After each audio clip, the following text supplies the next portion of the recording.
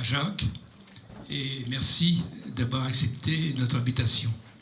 Docteur en psychologie, pionnier de la psychologie positive en France, il a fondé en 2009 l'Association française et francophone de psychologie positive. Vous êtes l'auteur de nombreux ouvrages qui font référence, comme Guérir de son enfance en 2004, La montée humaine en 2012, et puis récemment, Les entreprises humanistes, changer le monde pour créer une société de fraternité. Nous sommes impatients de vous entendre et je vais vous laisser la parole.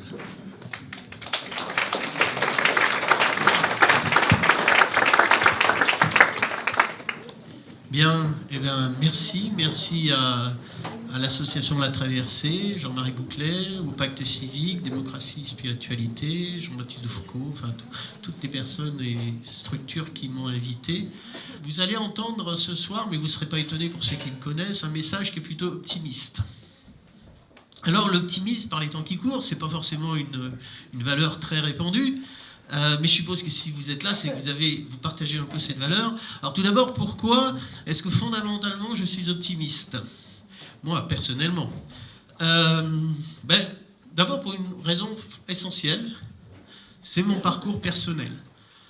Je ne vais pas m'arrêter trop longuement, je ne suis pas venu ici pour faire une psychothérapie, mais mon parcours, c'est tout simplement que ça commence mal, puisque je dirais que j'ai eu une enfance et une jeunesse fracassées en raison du comportement de mon père. Quand je dis fracassé, je dirais, pour en dire, enfin pas en dire plus, mais je dirais que d'une certaine manière, je peux dire que je suis le seul survivant de ma famille. Avec les cheveux gris que j'ai, voire blancs, à 60 ans, c'est assez facile, mais je pouvais dire quasiment la même chose à 25 ans. Quand je dis survivant, soit physique, soit psychologique.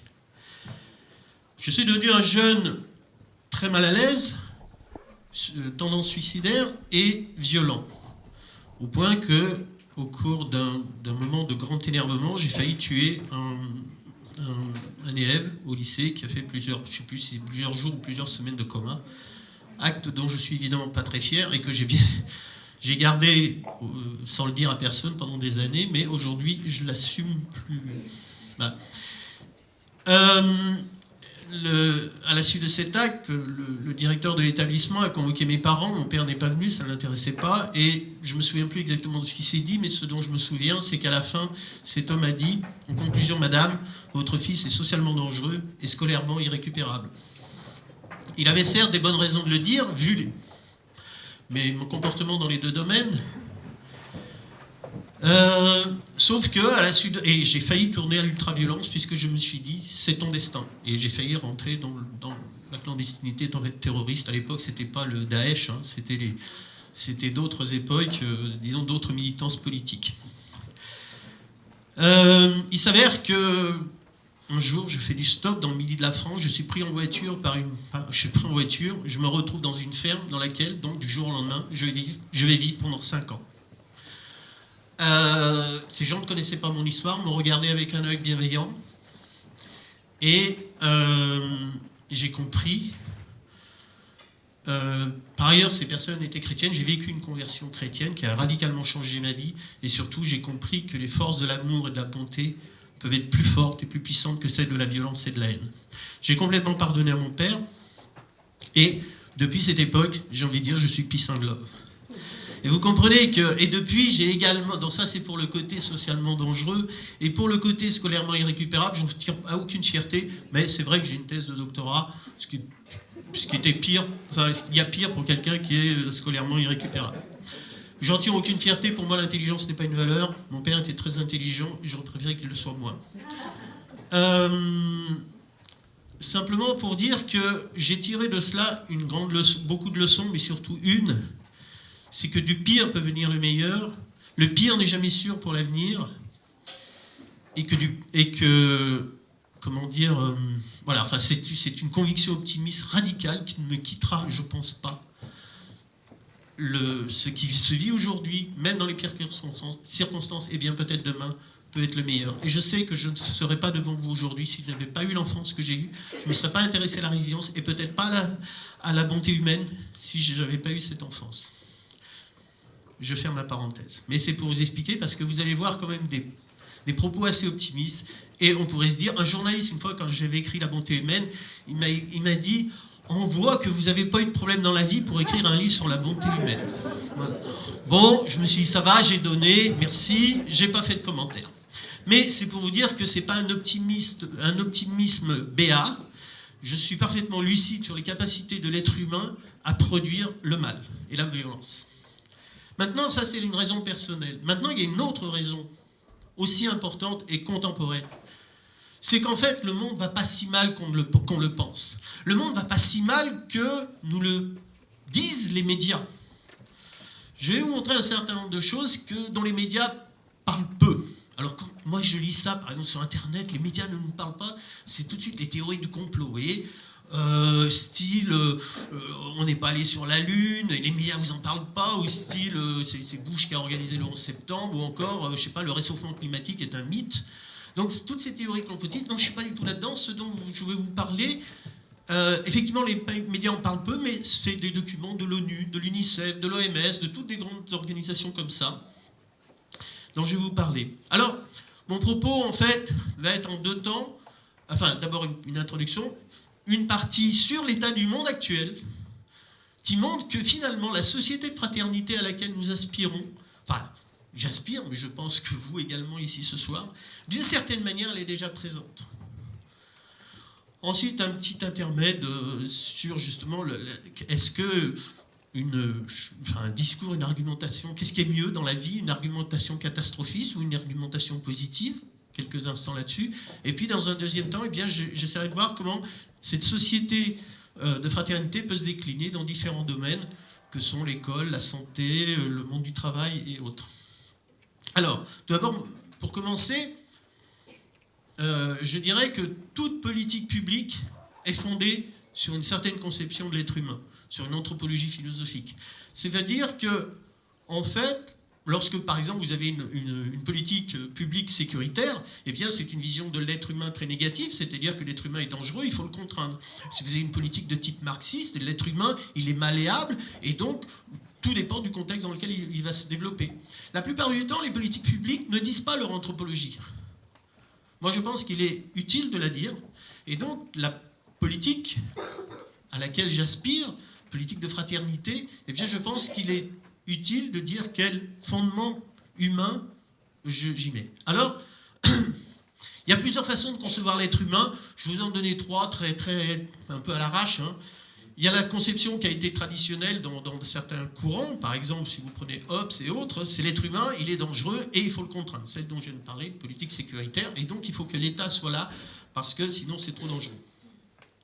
Vous auriez une vision de l'être humain, non, l'être humain est fondamentalement bon. Et c'est vrai, et en ce qui me concerne, j'ai parfois lu, Jacques Leconte pense, ou entendu, on m'a présenté parfois en disant, Jacques Leconte pense que l'être humain est fondamentalement bon. Je ne l'ai jamais dit, je ne l'ai jamais écrit, et j'ai écrit dans La bonté humaine quelque chose de très clair, je dis, donc la deuxième idée, c'est l'être humain fondamentalement bon. Celle-là, elle me semble à la fois erronée et dangereuse. Maintenant, il y a une troisième façon de voir. C'est celle que j'ai présentée dans La bonté humaine, mais en fait, je n'ai pas cherché à défendre une thèse. J'ai cherché à rassembler des informations, et moi-même, je découvrais des tas de choses au fur et à mesure. Et ce livre, j'en suis arrivé à cette conclusion, l'état actuel de nos connaissances nous permet d'affirmer, demain, on ne sait pas, mais l'état actuel de nos connaissances, qu'il y a dans l'être humain des fondements à la bonté qui sont plus importants et plus puissants que les fondements à la violence. Ça, c'est l'état actuel de nos connaissances. Et c'est là-dessus qu'on peut fonder une société de fraternité.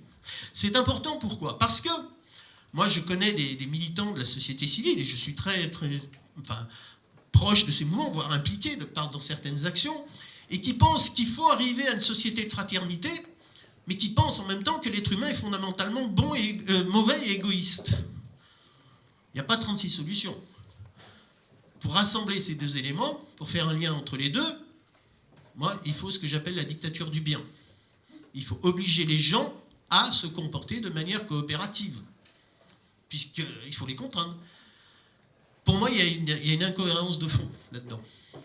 Et donc, il y a une anthropologie positive qui peut être faite. Alors, je ne vais pas faire à tout prix la promo, mais c'est vrai que j'ai développé ça donc, dans la bonté humaine.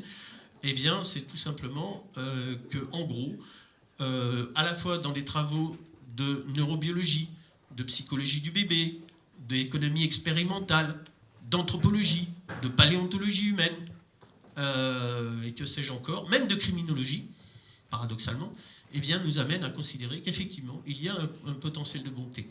Ce qui m'a étonné, parce que de ce livre, j'ai consacré un chapitre sur les guerres et les génocides. Pourquoi? Et c'est en plus le chapitre le plus long, parce que je savais qu'on m'attendrait là-dessus. Ce qui m'a étonné dans des retours que j'ai eus, des gens qui m'ont lu ce livre m'ont dit c'est le chapitre qui m'a convaincu. Le chapitre sur les génocides qui convainc les gens qu'il y a un fond de bonté chez l'être humain. Pourquoi? Parce que je crois que je montre dans ce chapitre à quel point il est très difficile d'expliquer les guerres et les génocides par un fond de violence archaïque inscrit dans l'humanité, génétique en quelque sorte, mais beaucoup plus par des phénomènes psychosociaux, que ce soit la soumission de l'autorité, les effets de groupe et tout ça. Et donc, je ne dis pas que l'être humain n'est pas capable de violence. Je dis que le fond qui conduit à ces violences n'est pas d'origine biologique. On a cherché les gènes des crimes, on a cherché le chromosome de la violence, tout ça, on ne les a pas trouvés. Par contre, sans les chercher, on trouve les neurones miroirs, neurones de l'empathie, par exemple. Bien. Alors, cela dit, je voudrais donc cadrer ça aussi dans un contexte plus général, qui est une certaine... Alors, je vais vous montrer quelques diables là. Je vais résumer ce que je viens de dire, mais très rapidement. Voilà, ça, c'est 3 versions de l'être humain. Et la politique fraternisée, ce que j'appelle aussi la grande réconciliation, le convivialisme. Alors, voilà, la grande réconciliation, ce que j'appelle la grande réconciliation, c'est la réconciliation de l'être humain avec lui-même, avec les autres et avec son environnement. Voilà. Et le convivialisme, si vous voulez, c'est une philosophie politique qui existe depuis quelques années, à laquelle d'ailleurs, c'est un groupe qui est réuni autour d'un sociologue qui s'appelle Alain Caillé, dont fait partie également Jean-Baptiste de Foucault, c'est par ce biais qu'on s'est connus. Et on se réunit d'ailleurs pas loin d'ici, à Montparnasse, dans les cafés, et c'est les jeunes, c'est les vieux fous plutôt, mais qui essayent de changer le monde au Café du Commerce. Donc on réfléchit, et ça a notamment donné... voilà, si vous considérez que l'être humain est fondamentalement mauvais, eh bien c'est une dictature du bien. Personnellement, je ne le souhaite pas. D'une part, cette dictature, je ne le souhaite pas, et en plus, aujourd'hui, l'état des sciences nous montre que c'est faux. Alors, cette vision... que la deuxième qui est l'être humain, fondamentalement bon, c'est peut-être aussi une erreur, on va l'éliminer. Alors maintenant, cette troisième vision, eh bien c'est une propension, c'est pas un fondement biologique, il n'y a pas de déterminisme ni à la violence ni à la bonté, mais il y a une propension. Et sur cette propension, on va construire à la fois la société, l'environnement familial, l'école, le quartier, et puis l'individu, les choix de l'individu. Et pour moi, il y a une idée très importante. C'est le fait que, vous savez, parfois il y a des gens, dans les années 68, par exemple, on disait tout est politique. Donc l'important, c'est la politique. L'individu, il n'est que le reflet des conditions sociales et autres. Et puis aujourd'hui, de plus en plus, j'entends, de toute manière, on ne peut pas changer la société. L'important, c'est, d'abord, c'est d'avoir réglé tous ces problèmes. On ne peut pas, par exemple, aider les autres si on n'a pas réglé tous ces problèmes. Je ne sais pas si vous connaissez ce propos, qui se développe de plus en plus. Moi, personnellement, j'ai rencontré différentes associations de gens qui avaient souffert dans la vie pour différentes raisons. Et en particulier, j'ai longtemps accompagné des groupes d'une association qui s'appelle Jonathan Pierre Vivante, qui sont des parents qui ont perdu leurs enfants, et dans certains cas, tous leurs enfants. Je peux vous dire que les fondateurs, lorsqu'ils ont créé l'association, ils n'avaient pas réglé tous leurs problèmes psychologiques.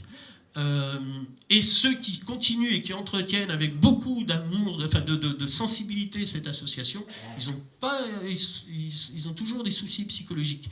Et donc, si on doit attendre d'aller bien pour s'intéresser au monde, eh bien, on est mal parti. Donc, heureusement qu'il y a des gens qui, malgré la souffrance, s'engagent auprès des autres. Je ne dis pas qu'il faut garder tous ces problèmes et aller vers les autres, mais quand même, n'attendons pas d'être parfaitement bien. Et donc, si vous voulez, l'idée, c'est d'une interaction entre la transformation personnelle et la transformation sociale, qui est une idée qui a été développée par différentes personnes, en particulier quelqu'un qui s'appelle Laurence Baranski, qui a créé une association. Pour changer le monde, il faut d'abord se changer soi-même, et pour changer soi-même, il faut que les structures, les conditions sociales permettent à l'individu d'aller bien. Après, c'est l'œuf et la poule. À vous de décider où est-ce que vous faites démarrer le début. Et tout ça, eh bien, quand vous avez une vision positive de l'être humain, positive de la société à venir, eh bien, il y a ce qu'on appellerait le principe héliotropique. Faisons comme les tournesols, tournons-nous vers le soleil. Je reviendrai sur le principe héliotropique tout à l'heure en présentant deux amis qui vous parleront de l'appreciative inquiry, une méthode très intéressante. J'y rajouterai quelque chose. Tout à l'heure, Jean-Marie Bouclet vous disait que mes travaux étaient fondés sur des documents scientifiques. Ça me semble très important. C'est-à-dire que ce n'est pas seulement important de viser une société de fraternité, tout ça, et d'avoir des grandes théories. Il faut aussi que ça soit fondé sur du réel, sur des connaissances solides. Sinon, on risque toujours de nous dire « Oui, bah, c'est bien, vous êtes des doux rêveurs, et c'est tout. » Et c'est donc ce que je voudrais vous montrer maintenant. Alors tout d'abord, voilà, je vais vous passer pas mal de diapos. Dans un premier temps, c'est de vous montrer l'état du monde actuel. D'abord, on va commencer par... Ça va aller vite parce qu'il y a beaucoup de diapos. Donc vous faites confiance sur les tendances que je vous montre. Première diapo, c'est sur l'écologie, enfin plusieurs diapos sur l'environnement. Ça, c'est le nombre de zones protégées, style réserve naturelle dans le monde, au fil du temps. Ça, c'est les réserves marines, entre 1990 et 2014, dans différentes régions du monde. Vous allez voir que dans les différents éléments que je vous présente, parfois j'introduirai des petits commentaires pour expliquer, parce que ça ne suffit pas de contester les choses, mais en gros, qu'est-ce qui permet les éléments positifs que je vous montre? C'est un certain nombre de causes qui ont été aujourd'hui assez bien identifiées. Moi, j'ai essayé de les rassembler. D'abord, il y a par exemple l'idée que ça se commence souvent par une poignée de personnes convaincus, avec des convictions morales, sociales, environnementales fortes, et qui arrivent à convaincre des dirigeants économiques, politiques, qui arrivent à les influencer. Il y a le choix de la coopération, en particulier de la coopération entre des adversaires, voire des ennemis, qui acceptent de jouer le jeu, de considérer que ces personnes, elles ont des valeurs humaines. Il y a une évolution générale des mentalités, en particulier vis-à-vis de l'environnement, j'y reviendrai. Il y a aussi l'action de milliers, de centaines de milliers de petites mains, en particulier dans la santé publique internationale, de gens qui sont sur le terrain, qui font ce qu'on appelle de la santé communautaire et qui vont de village en village, parfois très loin, dans des villages du Népal, par exemple. Et puis, un autre élément qui me semble très important, je parlerai aussi des médias. Les médias sont quelque chose de très important, qui peuvent aller dans le sens positif ou pas, et plus les médias rendent compte du positif, mieux ça vaut. Voilà, ça c'est un exemple. On croit qu'il y a de plus en plus ça va de plus en plus mal au niveau des réserves, des choses comme ça. Eh bien, pas tout à fait. Maintenant, j'aimerais vous montrer à travers quelques animaux. On parle beaucoup des baleines. Voici une baleine à bosse. C'est une baleine à bosse, elle est très aimée parce que, en fait, elle est très appréciée des touristes, et maintenant il y a le tourisme à la baleine. Et voilà, en tout cas, l'état des baleines à bosse. Je ne dis pas que c'est le cas pour toutes les baleines, mais voilà. Je vous présente quelques espèces emblématiques très rapidement, puisqu'on pense souvent que la biodiversité est complètement en chute libre. Si vous prenez les bisons, voici les chiffres. Bon, 530 000, c'est pas 60 millions, mais quand même, c'est un peu plus que 300. Si vous prenez un animal qui était quasiment disparu, le condor de Californie, 22 en 1987, tous en captivité. Il n'y avait plus un seul en liberté, et maintenant ils sont plusieurs centaines en liberté. Maintenant, on pourrait se dire, bon, ça c'est bien, vous pourriez faire la même chose pour le panda, pour d'autres animaux, le grand panda, mais on va prendre par exemple pour la France. La France, moi je me suis beaucoup intéressé aux oiseaux, parce que quand j'avais 15 ans, j'étais plus souvent dans la nature en train d'observer les oiseaux qu'au lycée, et fan d'ornithologie. Et vous connaissez peut-être cet oiseau, c'est le plus grand rapace nocturne, le hibou grand-duc, qui a failli disparaître dans les années 70, on dira. Voici l'état de population des hiboux grand-ducs. Bon, on va dire, parce que c'est peut-être pas facile à lire partout, 105 jeunes à l'envol en 2004, 317 en 2010, ça fait 3 fois plus en 6 ans, mais il faut savoir que dans les années 70, c'était peut-être une vingtaine. Aujourd'hui, le hibou grand-duc se développe, et peut-être que dans quelques années, il atteindra un niveau de population en France qui n'a jamais atteint de toute l'histoire des grands-ducs. Pour une raison simple, c'est que maintenant, il s'installe dans les endroits où il ne pouvait pas s'installer avant, les carrières. ils profitent des carrières humaines faites pour récupérer du calcaire, des choses comme ça. Et donc, vous avez des grands-ducs qui s'installent dans le nord de la France. On n'a jamais vu de grand-duc. Il n'a probablement jamais existé. Maintenant, il y a par exemple une quinzaine de nids de grand-ducs dans Lyon. Tous les nids de grand-ducs sont dans des carrières. Donc, il va peut-être avoir une population qu'il n'a jamais connue avant que l'espèce humaine existe. Bien. Autre espèce très emblématique, l'aigle royal. Alors ça, c'est très emblématique. Il était pas en voie de disparition, mais pas très loin. Eh bien, voilà, 60 couples en 69, 450 aujourd'hui. C'est la France. Quand on regarde, cette population a sensiblement augmenté. Bon, c'est un animal, lui, qui est de la montagne. Si on prend le faucon pèlerin, alors le faucon pèlerin, c'est l'oiseau emblématique par excellence, puisqu'il était quasiment en voie de disparition à cause du DDT, à cause des chasseurs et à cause des gens qui prenaient les petits pour en faire la fauconnerie. Lorsqu'on voyait un faucon pèlerin une fois dans l'année, on était content. Donc, quand j'avais 15-16 ans, aujourd'hui, il niche à Paris, il niche à Lyon, il niche à Bruxelles. Et voilà, c'est la population. Ça, c'est 78, ça allait déjà mieux. En 123 jeunes en vol en 78, 733 aujourd'hui. Il a explosé complètement, le faucon pèlerin. Voilà, vous pouvez aller à la tour de Beaugrenelle à Paris, vous avez un nid de faucon pèlerin. Cet oiseau, on était convaincu qu'il allait disparaître. Quand je faisais de l'ornithologie à 16 ans, on était sûr que dans les 10 ans, il n'y aurait plus de faucon pèlerin en France. Il se porte très bien. Si vous prenez par exemple... Ah oui, alors voilà, et c'est très intéressant parce que le faucon pèlerin bénéficie aussi de l'action humaine. Voilà, Tour EDF à Lyon, depuis la gare de Lyon, la gare... La Pardieu, eh bien, vous pouvez voir le nid de faucon pèlerin. Il a été installé sur la tour EDF, qui d'ailleurs a déménagé depuis. Mais c'est intéressant puisque l'EDF, les nucléocrates, ne sont pas les grands copains des ornithologues. Eh bien, si, maintenant, et par exemple, de plus en plus, par exemple, eh bien, c'est ça qui me plaît, c'est que des anciens ennemis deviennent des partenaires. Il y a une revue qui s'appelle Oiseaux et fil électrique et électricité, je ne sais plus, et qui est une production commune de la Ligue de protection des oiseaux et de EDF, et qui travaillent ensemble pour éviter que les oiseaux se soient massacrés sur les pylônes et compagnie. Ça, c'est nouveau. Des partenariats entre ex-ennemis. Et puis, si vous prenez un autre oiseau emblématique, alors les cigognes d'Alsace. Voilà, 9 couples en 74, plus de 1900. Il n'y en a jamais eu autant au cours du XXe siècle. Voilà. Et elles ne sont pas seulement en Alsace, puisque maintenant, les départements de l'Ouest recueillent l'Alsace. Je pourrais vous dire ça pour d'autres animaux. Je vais vous donner un autre.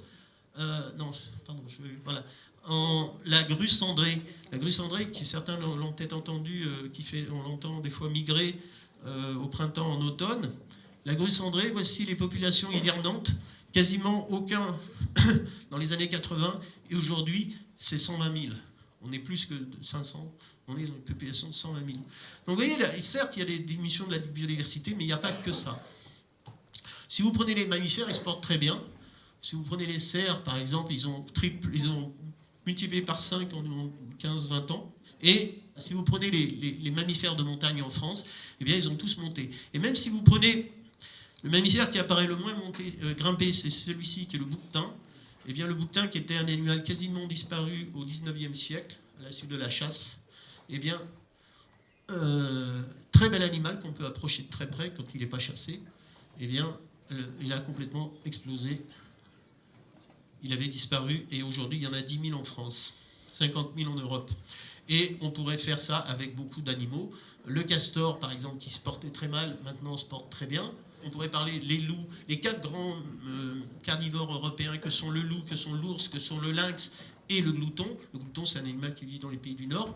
Eh bien, leur population augmente régulièrement et se portent tous très bien. L'ours des Pyrénées françaises est en difficulté, mais l'ours en général en Europe se porte très bien et ils augmentent tous. Alors ça, c'est pour la biodiversité. Maintenant, si je vous montre, ça c'est les forêts. Il y a des normes de forêt, disons, respectueuses de l'environnement, de foresterie. Eh bien, ça a augmenté, au point que, par exemple, l'Amazone, en 10 ans, a une diminution de 80% de la déforestation. On n'a jamais eu aussi peu de déforestation en Amazone. Et certains prédisaient que la courbe ici, là, descendrait très vite. Maintenant, ça s'est un peu stabilisé. J'ai peur avec le nouveau gouvernement que... voilà. Mais Qui parmi vous savait que l'Amazone, eh bien, enfin en tout cas beaucoup pensent aujourd'hui qu'on va vers une situation en Amazone, zéro déforestation dans quelques années. Voilà. Pourquoi ça d'ailleurs, hein, tout ça, ben, il y a une volonté politique forte. Hein, voilà. Alors là, c'est quoi ça? C'est le Rhin. Le Rhin où on se baigne, et le Rhin était le fleuve le plus pollué au monde il y a 30 ans. Et là, je voudrais m'arrêter un petit peu sur le Rhin. Le Rhin, on peut se baigner depuis le début jusqu'à l'embouchure, alors que le Rhin, les rives du Rhin contiennent la plus grosse, la plus forte concentration mondiale d'industries pétrochimiques et sidérurgiques, à concurrence en gros avec les grands lacs américains. Il y a une trentaine d'années, il y a eu un accident spectaculaire à Bâle, l'usine Sandoz, des médicaments qui a brûlé. Les pompiers ont éteint l'incendie, mais il y a eu, évidemment, les produits se sont coulés dans le Rhin, et il y a eu des millions de poissons morts qui sont morts le long du Rhin. Et alors, du coup, on s'est dit, il faut changer la méthode. À l'époque, la méthode, c'était quoi? C'était, en gros, il y avait des ennemis. Vous aviez deux ennemis qui étaient d'un côté les industriels, de l'autre côté les militants écolos. Et au milieu, les agences de protection de l'environnement nationales, européennes, et personne n'arrivait à se mettre d'accord. Et le ministre de l'Environnement a dit on va essayer de travailler tous ensemble.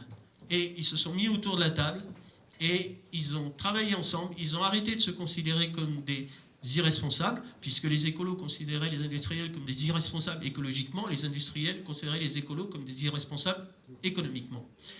Ils se sont dit on va parier sur la bonne volonté d'autrui. Ils se sont réunis et qu'est-ce qui s'est passé? Il s'est passé qu'en 30 ans, la pollution du Rhin a diminué, c'est aujourd'hui de l'ordre de 2% peut-être.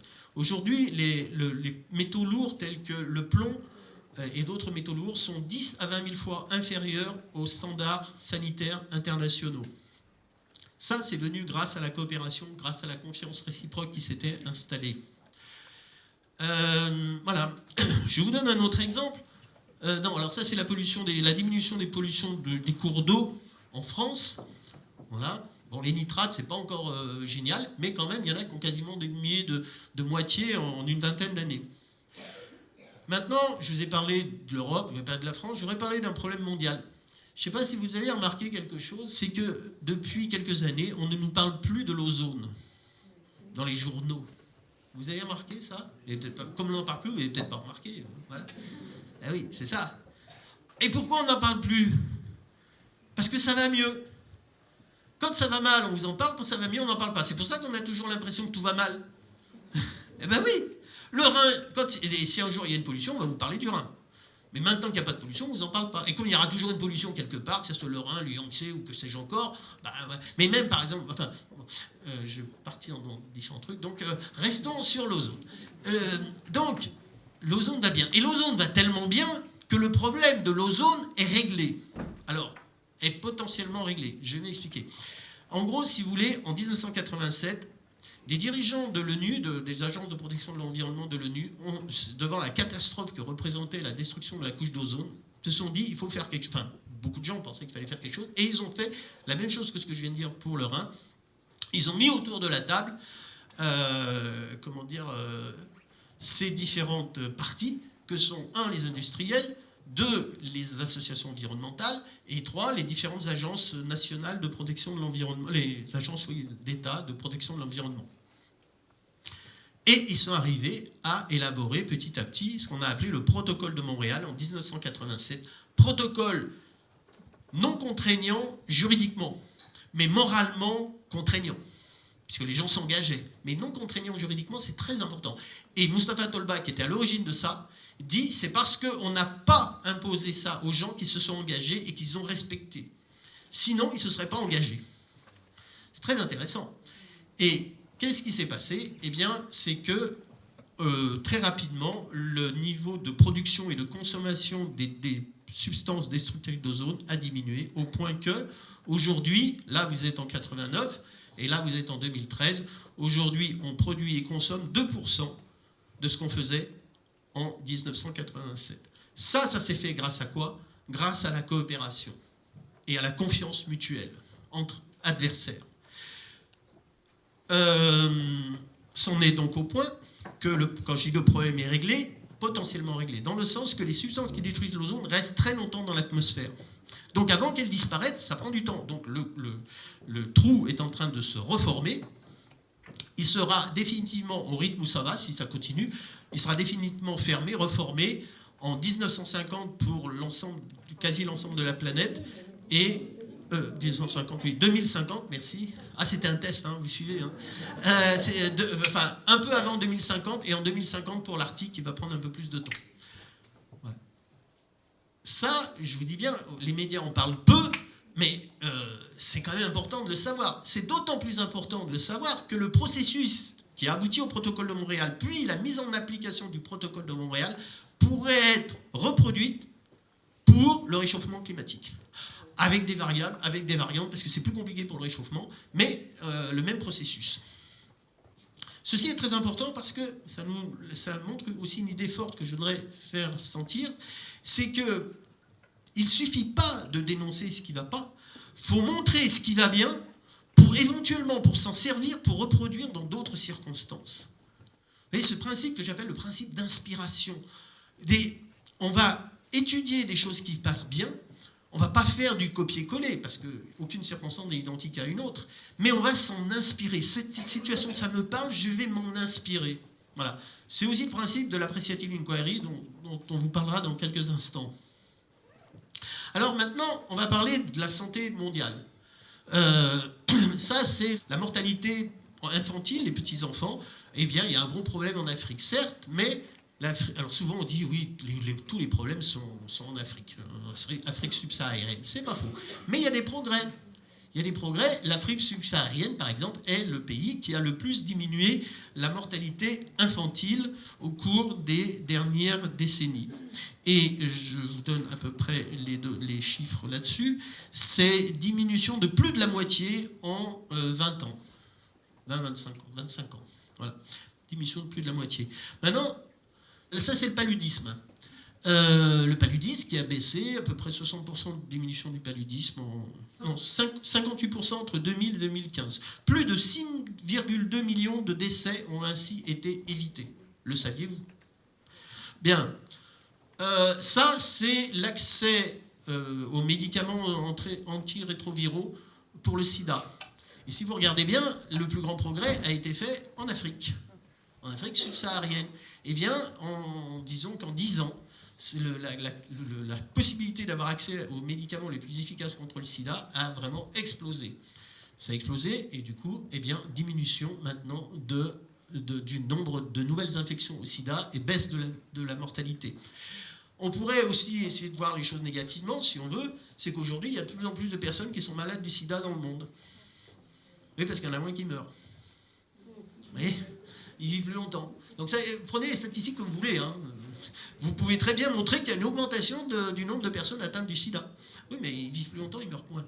Voilà. Alors, il y aura le temps pour les questions à la fin, ne vous inquiétez pas. Voilà. Alors ça, c'était le sida. Maintenant, alors, les orphelins par rapport au sida, vous voyez, ça diminue maintenant. Maintenant, ça, c'est la tuberculose qui descend également.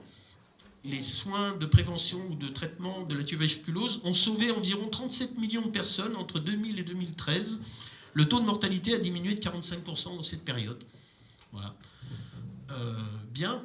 Et maintenant, on va passer à des aspects sociaux. L'éducation, ça c'est le pourcentage d'enfants qui n'ont jamais été scolarisés. Ça diminue de manière absolument drastique.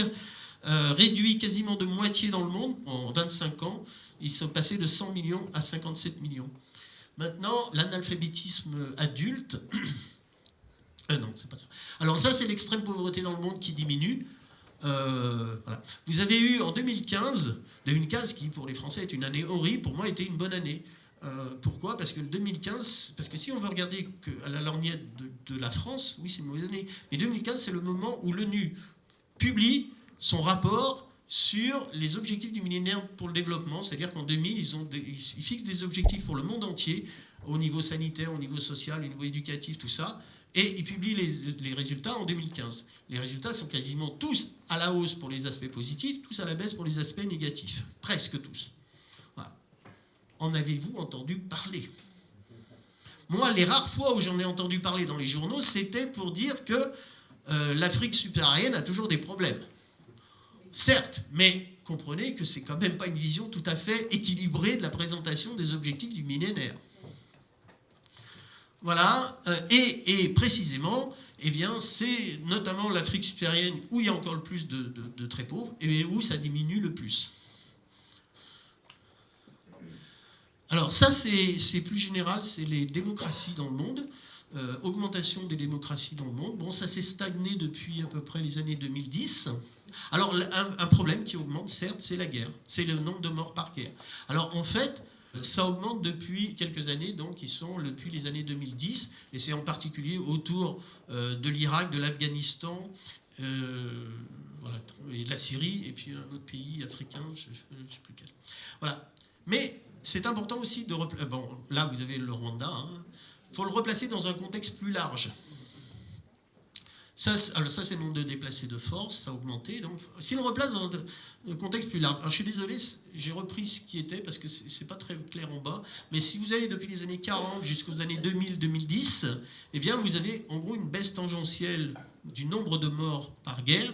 Et si on met dans un contexte encore plus large, regardez la fin de la courbe, c'est carrément la chute libre. Alors, ce qu'il faut savoir, c'est qu'en gros, nous vivons actuellement, sauf une petite remontée ces dernières années, l'époque la moins meurtrière par guerre de l'histoire de l'humanité. Le saviez-vous? Moi, il n'y a pas si longtemps que ça, je l'ignorais. Les guerres d'avant étaient essentiellement des guerres interétatiques. Maintenant, ce sont des guerres civiles. C'est un mort par guerre civile, c'est aussi dramatique qu'un mort par guerre internationale. Mais ça fait beaucoup moins de morts, les guerres civiles. Et voilà, alors que les guerres internationales faisaient des millions de morts, et bien là, ça fait des milliers de morts. Bien, je ne nie pas la gravité au niveau individuel, mais au niveau du nombre de décès, c'est beaucoup moins.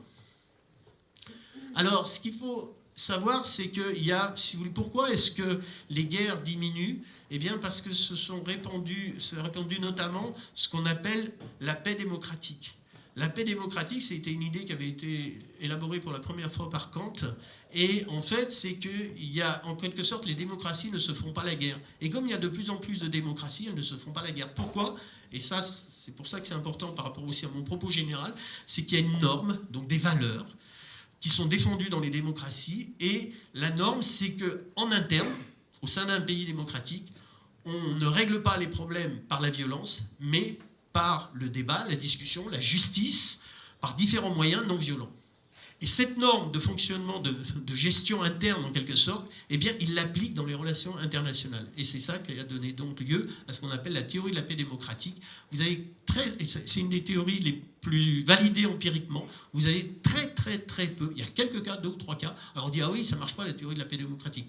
En sciences humaines, une théorie qui marche à 100%, ça n'existe pas. Mais il y a 2 ou 3 cas seulement de pays dans l'histoire, de pays démocratiques qui se sont fait la guerre. Voilà. Et donc, c'est des valeurs qui permettent ça. Voilà. Maintenant, moi, je me suis beaucoup posé la question, j'arrive à mon intermède, la question de l'argumentation. Est-ce qu'il vaut mieux argumenter en montrant ce qui va mal ou en parlant de ce qui va bien? Les journalistes, les militants, souvent montrent le côté le plus catastrophiste pour alerter les gens, c'est important. Il s'avère que il y a quelques années, je m'étais intéressé aux campagnes basées sur la peur en santé publique. Et ça donne des résultats assez étonnants. Voici le résumé que j'en ai fait. Lorsque, par exemple, vous avez des messages faibles, le tabac c'est dangereux. La personne ne se sent pas concernée, ça n'a aucun impact. L'effet, c'est qu'elle n'a pas le sentiment qu'elle a besoin de contrôler la situation, et donc ça ne change pas. Maintenant, conscient de ça, les gens qui font des messages ont fait des messages forts. Alors les messages forts, c'est par exemple le tabac tue, ou alors vous mettez des poumons horribles, complètement pourris, voilà. Et là, la personne, oui, elle se sent concernée. Le fumeur, il se dit, oh là là, c'est dangereux. Mais là, il y a 2 situations qui peuvent se passer. Vous avez des personnes qui ont ce qu'on appelle un fort sentiment d'efficacité personnelle à s'arrêter de fumer, et d'autres qui ont un faible sentiment. Très franchement, les fumeurs, la plupart, 90-95%, ils ont un faible sentiment.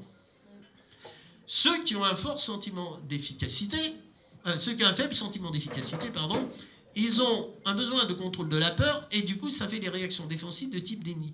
Seuls ceux qui ont un fort sentiment d'efficacité vont essayer non pas de contrôler leur peur, mais de contrôler le danger. Et ils vont s'arrêter. Mais c'est une minorité, c'est 5%. En fait, avec des campagnes basées sur la peur, vous ne faites qu'accélérer le processus de ceux qui voulaient s'arrêter de fumer. En revanche, vous augmentez les réactions de déni de la part des gens qui sont accros et qui n'y arrivent pas. Sauf si vous rajoutez quelque chose qui est d'avoir des méthodes pour augmenter le sentiment d'efficacité. Et là, vous avez des trucs qui consistent à dire, respirez quelques minutes, on sait que la respiration diminue l'envie, buvez un verre d'eau, le fait de boire de l'eau, 2 verres d'eau, eh bien, c'est physiologique, ça diminue l'envie de fumer. Donc si vous avez des conseils très concrets, eh bien, la personne, elle peut diminuer sa consommation. Maintenant, eh bien, je voulais savoir si c'était la même chose avec l'environnement. C'est exactement la même chose. Lorsque... oui, alors, pardon, les réactions de déni, c'est de type mais mon grand-père, il est mort à 90 ans, il a fumé 2 paquets par jour. Ou bien, ils nous cassent les pieds avec leurs histoires de cigarettes, la pollution, quand même, il ferait mieux de s'occuper de ça. Des tas de réactions comme ça. Eh bien, on sait aujourd'hui qu'il se passe exactement la même chose avec l'environnement. Lorsque vous avez des personnes qui sont avec des messages négatifs, eh bien, ça convainc que les convaincus, ça ne fait modifier le comportement que les convaincus, et ça augmente les réactions de déni par les non-convaincus. Il y a un certain nombre d'études expérimentales qui ont été faites et qui montrent ceci, qui est que, en gros, lorsque vous avez des messages qui poussent à la peur, les gens considèrent que c'est très bien pour les autres. Il faut que les autres prennent conscience. Voilà. Pour eux-mêmes, non, c'est pas utile, et surtout, ils peuvent rien faire. Et puis, en plus, c'est loin. Les messages, par exemple, sur l'environnement, le réchauffement climatique, c'est loin dans l'espace, c'est loin dans le temps. Et il y a même des études qui ont montré que plus vous mettez des messages catastrophiques, plus ça augmente le nombre de gens climato-sceptiques. C'est à réfléchir, quand même. C'est pour ça que c'est important que les militants aient des connaissances un minimum de psychologie, et même de psychologie positive. Oui, parce que c'est bien d'avoir de la bonne volonté, c'est bien de vouloir faire, mais est-ce que l'objectif est atteint?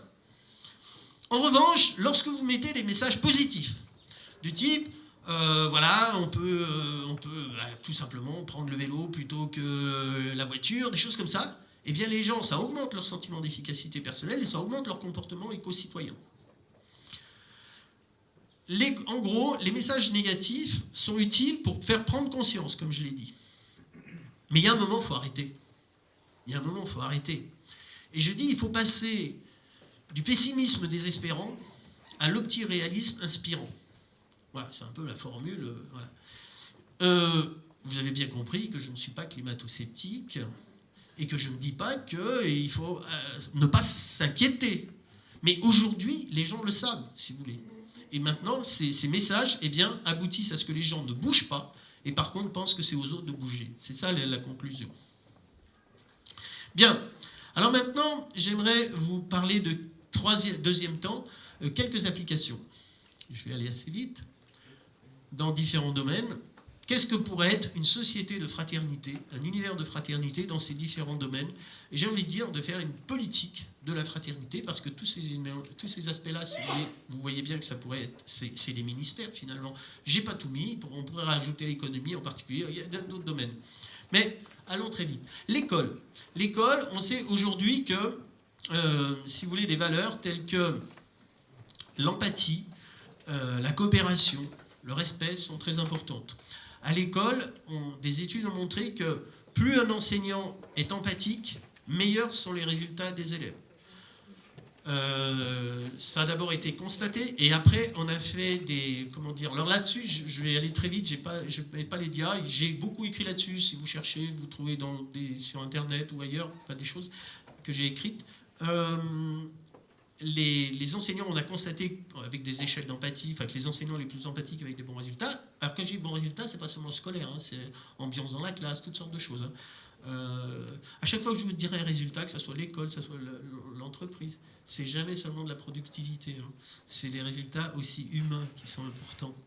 Alors, à l'école, eh bien, après, on a on a fait suivre à des enseignants des formations à l'empathie, à l'authenticité, à la reconnaissance d'autrui, et on s'est rendu compte que ça augmentait, donc c'était de la recherche-action, ça augmentait les niveaux des élèves à tout point de vue. Ça, c'est la relation enseignant-élève. Si vous prenez les élèves entre eux, il y a beaucoup de travaux qui ont été faits sur l'apprentissage coopératif et qui montrent que l'apprentissage coopératif obtient des bien meilleurs résultats que l'apprentissage compétitif. Là encore, en termes de résultats humains, d'abord de respect des personnes entre elles, des élèves entre eux, de respect des enseignants, et puis en termes de résultats scolaires, et ça profite à tout le monde, parce que des fois il y en a qui disent « Ah oui, mais l'apprentissage coopératif c'est bien pour les mauvais élèves, les autres ils y perdent ». Non, tout le monde y gagne. Mais c'est vrai que ceux qui gagnent le plus, c'est les élèves en difficulté. Et il y a encore quelques jours, moi j'ai discuté avec des jeunes de primaire, et avec qui on avait fait une enseignante avait fait faire des activités en coopération, et moi je leur ai posé cette simple question: quand est-ce que ça vous plaît le plus? Ah ben c'est quand ils travaillent ensemble. Il n'y avait pas d'ambiguïté, ils étaient super contents. Hein. Mais on a l'impression que c'est pas l'école. Oui, c'est intéressant. Mais ils ont l'impression que c'est pas l'école. Alors ils ont l'impression qu'ils n'apprennent pas parce qu'ils sont pas dans un truc formel. Bien, autre élément par exemple à l'école, c'est ce qu'on appelle les tutorats par les pairs, c'est-à-dire qu'on donne l'occasion à des élèves d'être tuteurs d'autres élèves. Alors ils ont une formation, c'est bien supervisé par les enseignants. Je vais très vite parce qu'il y aura beaucoup à dire sur chaque, et en fait on s'est rendu compte de quelque chose, c'est que lorsque un élève est tutoré, ça dure quelques heures par semaine, 2-3 heures. Alors ça c'est pas grave. Et donc eh bien, les élèves tirent profit de ça, parce que c'est plus facile avec un autre élève.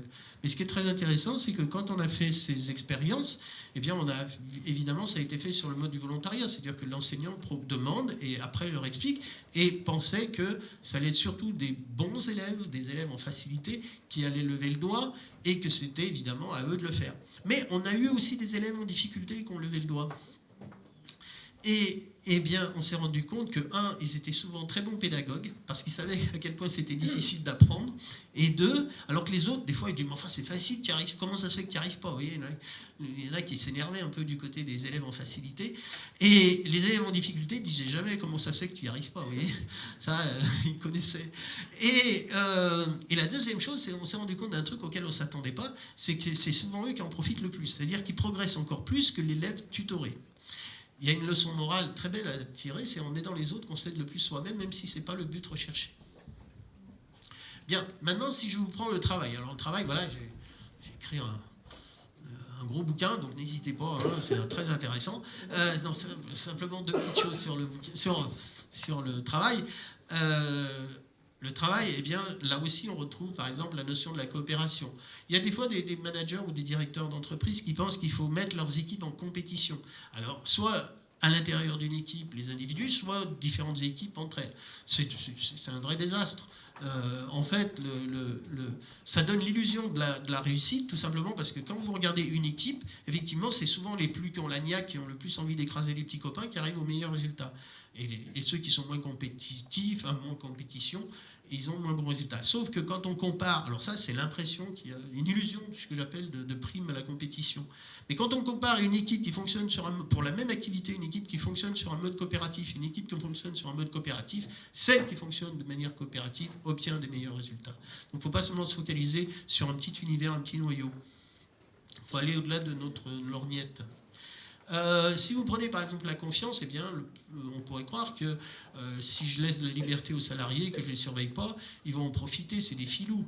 C'est faux. C'est plus vous faites confiance, plus les gens se sentent responsabilité. Franchement, si je demande à chacun d'entre vous, quelle est votre première idée si quelqu'un vous fait confiance?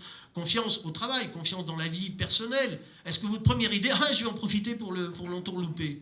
C'est votre première réaction? Je ne suis pas sûr. Et ben, c'est pareil. Bien sûr, ici, on est mieux que la moyenne des gens, puisqu'on est autour de l'optimisme et de la bonté, tout ce que vous voulez. En fait, quand même, la moyenne des gens fonctionne à peu près comme ça. La moyenne des gens, eh bien, quand on leur fait confiance, ils ont envie d'être fiers de cette confiance, que ce soit au boulot ou ailleurs, ils sont comme ça. Et si ça vous est arrivé, peut-être jamais à certains d'entre vous, certes, mais de ne pas respecter la confiance que vous a faite, probablement beaucoup de gens à qui c'est jamais arrivé, mais on n'est pas très fiers ce jour-là. Ce jour-là, on n'est pas très content de soi, et on se dit, et on essaye de rattraper la sauce. Eh bien, les gens sont comme ça. Les gens sont comme ça. Et donc, lorsqu'on fait confiance aux personnes dans le travail, eh bien, ça marche. Donc, confiance, collaboration, bienveillance, toutes sortes d'éléments qui font qu'à la fois les gens se sentent mieux au travail, se sentent plus impliqués, et in fine, même si ce n'est pas le but recherché, j'y reviendrai, eh bien, comment dire, eh bien, ça marche mieux. Non, je vais vous en parler maintenant de quelque chose. C'est tout simplement aussi quelque chose qui est important, c'est que dans le monde du travail, aujourd'hui, se développe beaucoup l'idée de la psychologie positive. La psychologie positive, ça se développe au travail. Et il y a un discours qui est en train de monter, qui consiste à dire « Rendez vos salariés plus heureux, ils seront plus productifs. » Formidable, la psychologie positive. Moi, j'appelle ça de la manipulation. Et j'appelle ça de la perversion absolue de la psychologie positive. La psychologie positive ne consiste pas à manipuler les gens, ça consiste à essayer de donner les meilleures conditions. Et donc, si vous voulez, il faut réviser notre vision, c'est-à-dire que ne plus considérer que la finalité de l'entreprise, c'est le profit, mais considérer peut-être que la finalité de l'entreprise, c'est le bien commun, c'est de respecter les personnes, qu'elles soient à l'intérieur ou à l'extérieur de l'entreprise, les parties prenantes, ainsi que l'environnement.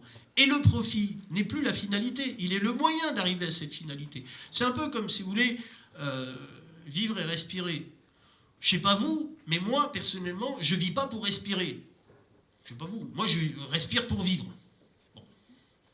Bah, l'entreprise, c'est pareil. L'entreprise, c'est pas le profit, c'est pas les performances sociales et environnementales au service des performances économiques.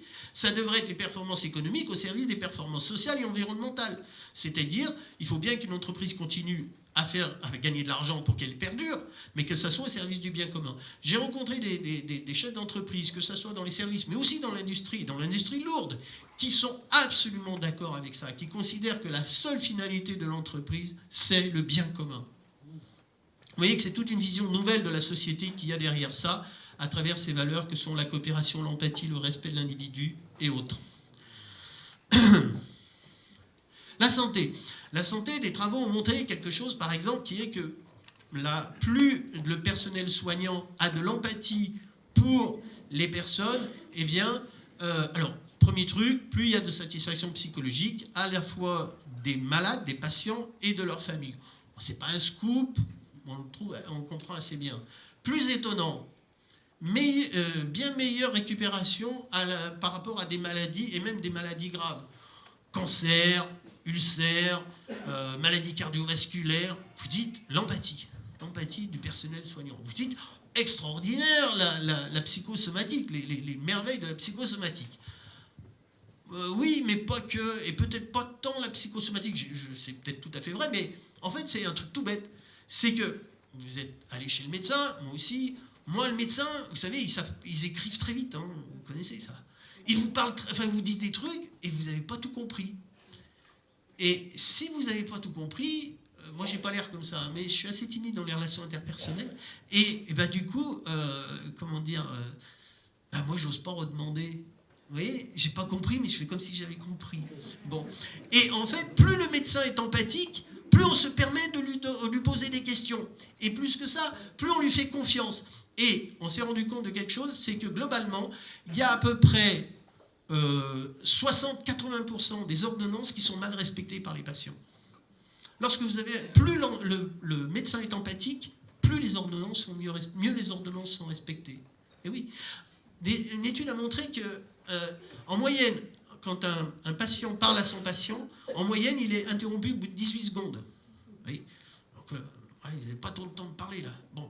Et les médecins empathiques, alors peut-être qu'ils gagnent un peu moins d'argent parce qu'ils prennent plus de temps avec leurs patients, mais quand même, ils ont des meilleurs résultats médicaux.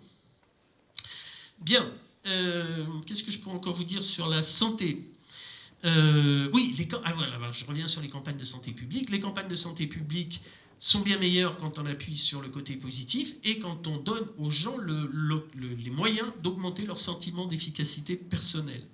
Par ailleurs, la santé communautaire, c'est-à-dire le fait que des personnes, alors ça c'est aussi bien pour la santé physique et la santé mentale, que des réseaux de citoyens se mettent ensemble, s'impliquent dans leur propre santé, eh bien ça donne d'excellents résultats. Et la santé communautaire actuellement est un élément majeur qui a permis les résultats au niveau mondial dont je vous ai parlé, en particulier justement, tout à l'heure je vous parlais du Népal, c'est un exemple, mais il y en a d'autres, il y a le Bangladesh, il y a plein de pays comme ça, mais le Népal est assez intéressant parce qu'il a des progrès absolument fulgurants en santé publique, et c'est des gens qui vont de village en village, parfois bénévolement, pour donner des conseils, informer sur les grossesses, sur toutes sortes de situations, et dans leur communauté. Voilà, voilà, le côté communautaire est très important. Parfois, on n'aime pas trop utiliser le mot communauté, parce qu'en France, vous voyez, la communauté, c'est tout de suite l'esprit communautariste, c'est tout de suite Daesh, enfin, vous voyez. Voilà. Mais entre l'État et l'individu, il y a quand même aussi des communautés. Voilà.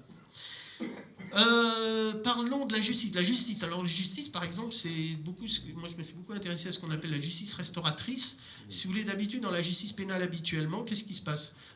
On cherche à savoir quel est l'auteur d'un crime, quel est le crime, qui l'a fait et quelle est la sanction.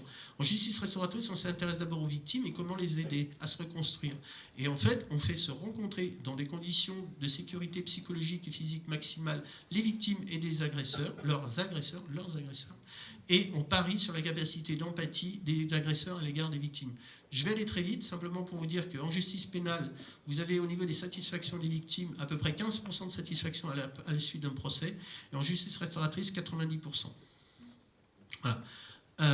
Diminution par ailleurs de la récidive, parce que l'agresseur en justice pénale, son truc, sa stratégie, c'est les droits de la défense, c'est de se diminuer sa responsabilité, alors qu'en justice restauratrice, il est au contraire invité à reconnaître sa culpabilité. Du coup, diminution de la récidive. Je vais très vite et je continue. En relations internationales, je vous ai parlé tout à l'heure de la norme de paix démocratique, et vous avez également ce qu'on appelle l'empathie réaliste. L'empathie réaliste, c'est le fait que, si vous voulez, c'est des travaux très empiriques qui ont été faits de comparaison lorsque vous avez des pays qui sont en conflit, en tension, avant que ça soit la guerre. Lorsque un des pays, ça a beaucoup été étudié du temps de la guerre froide, lorsque un des pays, l'équipe directrice d'un pays fait preuve d'empathie réaliste à l'égard de l'autre, eh bien, ça ne conduit pas à la guerre. Qu'est-ce que c'est l'empathie réaliste ? C'est pas d'aimer bien l'ennemi, c'est tout simplement d'essayer de comprendre comment fonctionne l'ennemi. Et il y a en particulier la comparaison qui a été faite à 2 moments de la présidence de John Kennedy, en 1961-62, où en 61, il y a eu l'invasion de la baie des Cochons à Cuba, où on a, la direction américaine n'avait ne s'est absolument pas posé la question de comment fonctionnait à la fois Castro et puis Khrouchtchev, et ça a abouti à un désastre absolu. Et 1 an après, ils ont tiré les leçons et ils ont essayé de comment fonctionnait Khrouchtchev pour ce qu'on appelait la crise des missiles de Cuba. La crise des missiles de Cuba, c'est 12 jours pendant lesquels le monde a été au bord de la 3e guerre mondiale. Et on sait aujourd'hui que c'est la capacité de l'équipe gouvernante, en particulier de John Kennedy et de Robert Kennedy, son frère, et de McNamara également, qui a permis à ce qu'on n'ait pas la guerre. Là, on n'avait plus la même puissance de feu qu'au moment de la guerre mondiale, la 2e guerre mondiale. Et donc, si vous voulez, si on a évité un conflit nucléaire, c'est grâce à l'empathie. Vous avez des travaux là-dessus. Maintenant, l'environnement, eh bien l'environnement, je vais aller très vite, c'est simplement pour dire que ce que je vous ai dit tout à l'heure sur le côté, sur l'entreprise, c'est pareil au niveau des individus. Les individus, qu'est-ce qui motive le plus ? C'est pas l'argent, c'est pas ni la carotte de l'argent, ni le bâton de la loi. Ce qui motive le plus à s'engager dans des actions pro-environnementales, c'est les convictions morales, c'est les désirs l'engagement citoyen, bien plus que les lois et les avantages financiers. Je termine par les médias, simplement pour dire que les INUA, vous avez compris que je n'aime pas certaines pratiques des médias, ça ne veut pas dire que je n'aime pas les médias en soi, j'ai été journaliste pendant 20 ans, donc je ne veux pas tirer contre mon camp non plus, mais les médias pour moi sont le principal élément qui permettrait de changer le monde, parce que s'ils nous montrent ce qui va bien et qu'on a envie de s'en inspirer, alors je vous signale juste aujourd'hui même, dans le monde, désormais le Guardian, c'est à peu près l'équivalent du Monde aux îles britanniques, préfère voir le verre à moitié plein plutôt qu'à moitié vide. Le quotidien britannique propose une nouvelle rubrique d'information constructive. En gros, ils disent, et ils se sont rendus compte, ils ont fait d'abord un sondage auprès de leurs lecteurs, Qu'est-ce que vous aimeriez qu'on fasse mieux dans notre livre, dans notre journal? Les lecteurs ont massivement dit, donnez-nous des informations positives qui aident à changer le monde. Bah, ils s'y mettent, ils ont commencé. Là, ça date d'aujourd'hui. Hein, voilà. En fait, on sait aujourd'hui que, contrairement à une opinion commune, le positif se vend. Le positif se vend bien, à preuve, je vais parler du cinéma, à preuve, Bienvenue chez les Ch'tis, le côté sympa, alors côté rigolo, sympa, Bienvenue chez les Ch'tis, Amélie Poulain, comment dire... Pardon ? Oui, non, là c'est le côté sympa et le côté informatif demain. Voilà, demain. Qui aurait parié que demain fasse autant d'entrées, vous voyez ? Alors quand on nous dit qu'on fait pas de l'argent avec des bons sentiments, je demande à voir. Bien, je ne crois pas que demain ils ont cherché à faire de l'argent, ils ont cherché à conscientiser et finalement ça marche bien. Voilà. Ce que je voudrais dire par rapport à ça aussi, chacun de nous peut avoir son rôle. C'est important. Parce que lorsque, vous savez, vous imaginez pas à quel point ça a des effets. Vous pouvez, alors c'est le truc classique, faire des likes, j'aime bien sur Facebook, mais vous pouvez aussi, lorsque vous lisez un bon livre, en parler sur Internet, sur Amazon, sur la Fnac, sur les trucs. Parce que je peux vous dire, les critiques positives, elles font du bien, les critiques négatives peuvent vous plomber les ventes d'un bouquin. Donc n'hésitez pas à le faire. Non, mais attendez. Non, mais c'est pas simplement ça. Lorsque vous avez des articles positifs qui sont... Regardez, quand vous avez des articles qui paraissent sur Internet, le nombre de gens qui disent « oui, c'est tous des vendus, c'est tous des pourris, c'est tous... » Lorsque vous avez des articles positifs, écrivez, mettez des commentaires, allez-y. Je peux vous dire, les journalistes, ils tiennent compte de ce type de choses. Donc quand on dit qu'on peut rien faire, c'est une petite chose qu'ils peuvent faire. Je voudrais simplement vous dire aussi quelque chose, c'est que tout à l'heure, je vous ai parlé de mon petit schéma avec comment dire, la vision héliotropique. Je crois fondamentalement qu'il est nécessaire d'essayer de diffuser les bonnes nouvelles, de diffuser les bonnes pratiques. Il s'avère que depuis quelques années, je travaille avec deux amis qui vont vous parler quelques instants d'une méthode, l'appreciative inquiry. Alors cette méthode, ça a été inventé aux États-Unis, ça a surtout été appliqué dans les organisations. Mais pas que. Par exemple, il y a quelques années, ça remonte maintenant, Kofi Annan avait rassemblé, c'était justement pour une action un peu similaire, pour lancer les objectifs du millénaire pour le développement, c'est pas tout à fait la même chose, mais c'était proche, et avait rassemblé des chefs d'entreprise, avait rassemblé des militants de la société civile, toutes sortes de personnes, voulait les rassembler, et ne savait pas comment s'y prendre pour que ça puisse être efficace. Et qu'est-ce qu'il a fait ? Il a fait appel au fondateur de la méthode Appreciative Inquiry, et il lui a envoyé une lettre qu'on peut trouver sur Internet, où il le remercie, il dit que probablement aucune autre méthode n'aurait pu arriver à atteindre les objectifs qu'on s'était fixés, et on y est arrivé. Alors, je voudrais vous dire simplement parce que vous avez compris que je suis un partisan donc, de, 1, diffuser le positif, et 2, de s'inspirer de ce qui existe déjà pour le reproduire. Il y a une excellente méthode, ça s'appelle l'Appreciative Inquiry. J'aimerais demander à Jean-Christophe et à Jean de nous présenter ce qu'est l'Appreciative Inquiry. Bon, j'espère que là, avec toutes les informations que vous avez, c'est beaucoup déjà. Alors on va faire bref. Peut-être ce qui se passe avec la démarche appréciative, le point clé, en fait, c'est de se raconter des histoires. Alors, on va commencer par une petite histoire. L'histoire, en fait, commence... Il faut que vous alliez un petit peu en arrière dans le temps. Vous êtes à Cleveland, vous avez un peu plus de 20 ans. Et vous passez votre thèse en développement des organisations. Et puis, vous allez faire une étude de terrain. Donc, vous avisez l'employeur local, l'entreprise intéressante, et vous voyez que le CHU, l'équivalent de nos CHU, l'hôpital de Cleveland, est un excellent terrain d'étude pour vous. Donc vous y allez, et vous attendez à faire un diagnostic traditionnel, c'est-à-dire au fond, dans un hôpital, pour les personnes qui connaissent de l'intérieur, en tant que praticien hospitalier, il y en a ici que je connais, et en tant que patient, vous voyez que ce n'est pas si facile que ça de faire tourner un hôpital. Qu'est-ce qu'il y a dans un hôpital ? Il y a des médecins, et des médecins qui ont des enjeux de soins. Il y a des infirmières qui ont des enjeux plutôt d'organisation, de planification, et puis il y a des personnels administratifs qui ont des enjeux de tuyauterie. Là, il faut que ça circule, et que ça circule bien. Et tous ces enjeux-là sont difficiles à concilier. Et donc, c'est difficile de diriger un hôpital. Donc, vous avez 20 ans, et vous allez là, et qu'est-ce que vous attendez à trouver ? C'est des difficultés de cet ordre-là.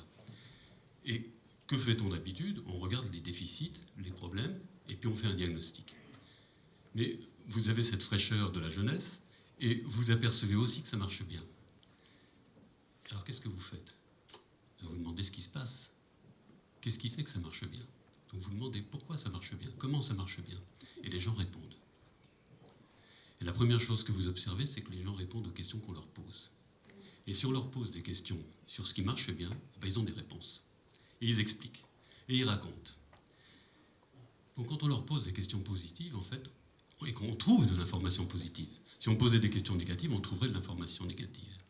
On trouve des informations positives, et ces informations positives, elles sont racontées volontiers, sont données volontiers par les gens. Que disent les gens? C'est comment ça marche bien. Et quand ça marche bien, eh bien, vous voyez les yeux qui brillent, vous voyez leurs pommettes rosir, et vous les voyez avec la joie d'exprimer ce qu'ils ont bien fait. Donc en fait, les gens auxquels on pose des questions positives répondent de façon positive.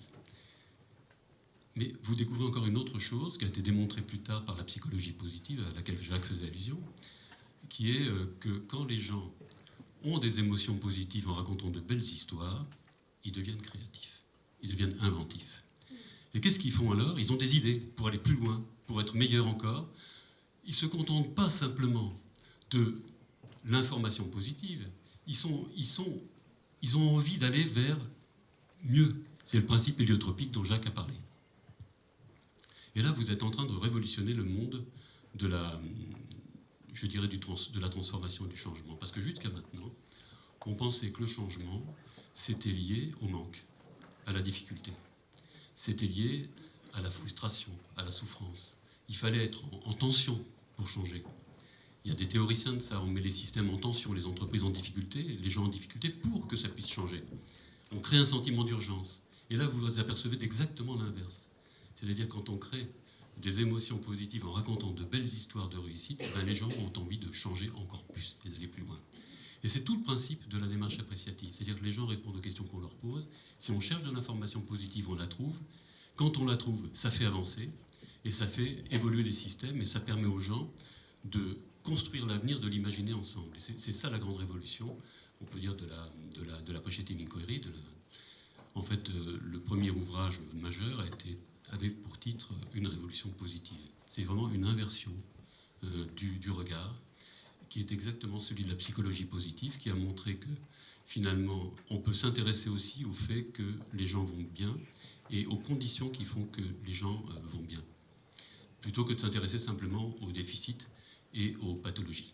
Vous voyez, c'est exactement l'inverse. Alors ce qu'a fait David Cooper-Ryder, donc vous avez 20 ans, vous êtes David Cooper-Ryder à Cleveland, eh bien c'est qu'il a accompagné cet hôpital pendant 2 années pour permettre aux gens de poursuivre leurs idées et puis de les structurer et de faire encore un hôpital plus extraordinaire et plus remarquable que celui qu'il était. Ceci s'est développé ensuite dans une méthode qui a été une démarche qui a été largement diffusée dans le monde entier, à l'ONU, mais il y a aussi plusieurs villes qui ont fait leur projet, à Cleveland bien sûr, il fallait que ce soit à Cleveland d'abord, et ils ont inventé une ville verte sur un lac bleu. Ils ont inventé ça à 500 personnes, tous ensemble, à partir des informations, des belles histoires, des histoires de réussite et des forces. Donc on inverse vraiment le regard habituel. Quand on veut avancer sur une question d'habitude, on va chercher tout ce qui ne va pas pour voir comment ça pourrait aller mieux, ce qui est quand même un comble. Hein. C'est-à-dire aller se centrer sur ce qui ne va pas pour faire ce qu'on voudrait.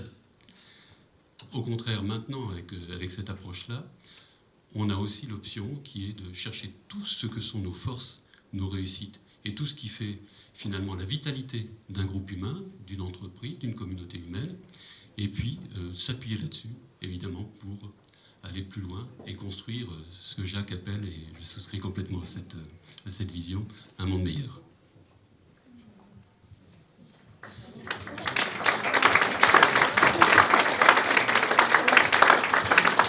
Voilà. Alors, c'était pas un truc commercial. C'est si ça intéresse certains d'entre vous, ils peuvent se mettre à votre service. Et c'est pas visé commercial, mais je pense que c'est une méthode qui a vraiment des effets extraordinaires. Moi, j'ai pu le voir dans des groupes. Voilà. Je vais terminer. Je voudrais simplement terminer par une petite devinette, parce que finalement, au-delà de tout ce que je vous ai montré, même si c'est il y a de la science derrière.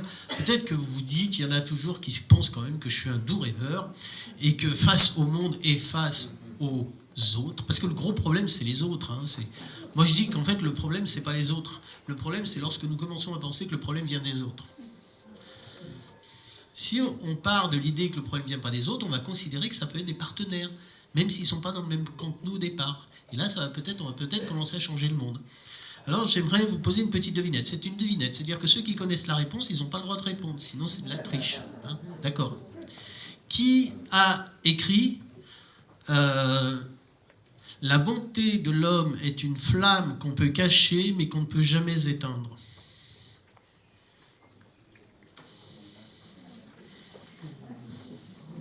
Pardon ? Eh, j'aurais aimé, merci. Ah, j'en suis pas là, La bonté, c'est littéral, je vous donnerai la référence précise après. La bonté de l'homme est une flamme qu'on peut cacher, mais qu'on ne peut jamais éteindre. Gandhi, non, ce n'est pas Gandhi. Pardon ? Bravo. Dès la deuxième réponse, Mandela. Mandela, vous êtes bien d'accord avec moi que Mandela n'était pas un doux rêveur, un naïf. Si, c'était un rêveur, certes, mais ce n'est pas un naïf. Mandela, eh bien, il dit 3 choses sur la bonté. 1, il dit que la bonté, il l'a vue, il l'a constatée, il l'a expérimentée quand il était jeune, parce que son père était chef de tribu. Il a vu, il a manifesté de la bonté de la part de son père et dans l'équipe, dans le monde. Il l'a constaté en prison, et c'est dans ce cadre-là qu'il parle de cette phrase. Puis il dit, même au pire moment de ma détention, lorsque je voyais un geôlier, même le plus raciste, avoir un minimum de gestes, de regard, de bienveillance à mon égard, ça me redonnait confiance en la bonté humaine et en l'avenir de l'humanité. Et puis il en a fait aussi une stratégie politique. Cette conviction, il a utilisé, la conviction qu'il y avait de la bonté potentielle chez tout être humain, il l'a utilisée politiquement. Parce qu'au moment où Mandela arrive au pouvoir, après des années d'apartheid, il ne faut pas croire que parce qu'il est élu démocratiquement, qu'il maîtrise tout. L'armée, la police, la justice sont encore entre les mains des Blancs. Et s'il leur dit, on va tous vous foutre en prison, ils ne vont pas y aller tranquillement, comme ça, gentiment. Qu'est-ce qu'ils vont faire ? Ils vont revenir à la case départ, mais entre-temps, il y aurait eu un bain de sang. Et il a fait le pari que chez ses pires adversaires, il peut avoir de la bonté, il en a fait une stratégie politique. Parfois, on dit en France, ouais, ça n'a jamais été aussi mal, machin. Franchement, la France d'aujourd'hui, je ne suis pas sûr que c'est pire que l'apartheid du temps de Mandela. Eh bien, si Mandela a pu transformer son pays, le faire passer de l'apartheid à la démocratie, avec cette conviction majeure, parce que c'était ça sur le fondement de sa politique, qu'il y avait de la bonté chez tout être humain, eh bien, je suis convaincu que la France, et peut-être le monde demain, on pourrait changer le monde par la conviction qu'il y a de la possibilité de coopération, d'empathie, de bienveillance chez tout être humain. Et ça peut changer le monde. Merci beaucoup.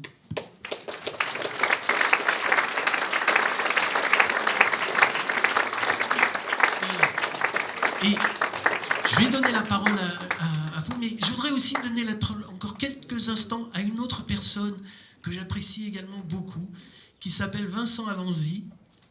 Et je ne vous en dis pas plus, en fait. Je ne sais pas ce qu'il va dire. En gros, je sais, mais je ne connais pas. Merci beaucoup, Jacques. Bonsoir à tous. Je suis un poète d'entreprise. Et en fait, je vais essayer de retranscrire un petit peu tout ce que Jacques nous a dit depuis tout à l'heure en poésie. Donc, le poème s'appelle « La poétique de fraternité ». Et si le bonheur des uns faisait le bonheur des autres, dans un monde où le paradis est ici-bas? Et s'il suffisait juste que l'on fasse le premier pas pour que résonne le la de la lumière de notre aura? Et si un coup d'état d'âme pouvait faire briller en éclats notre regard sur tout ce qui va mal? Bienvenue à tous dans une contrée pas si lointaine où tout est déjà là. Savez-vous pourquoi, à l'école du bonheur, on ne recherche jamais la destination? C'est parce que sous les étoiles, même la Terre tourne en rond dans un concert de nations. Alors, comme le dit Jacques Leconte en plein lancement d'un mouvement bienveillant, passons d'un pessimisme désespérant à un optiréalisme inspirant.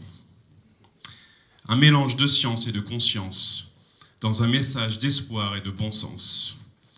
Étape numéro 1, inspiration. Je lève les yeux en direction des cieux. Étape 2, respiration. Je réalise que ce monde est merveilleux.